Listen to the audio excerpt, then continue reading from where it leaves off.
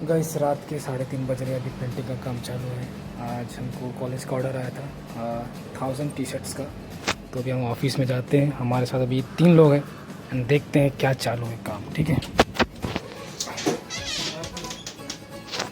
और धीरज भाई कैसे चल रहा काम?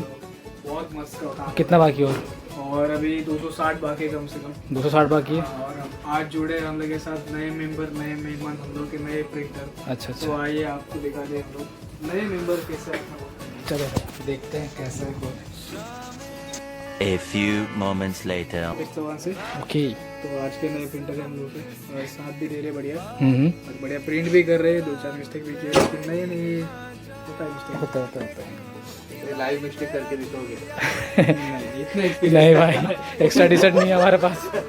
इतना एक्सपीरियंस नहीं। चलो चलो बाय बाय गाइस।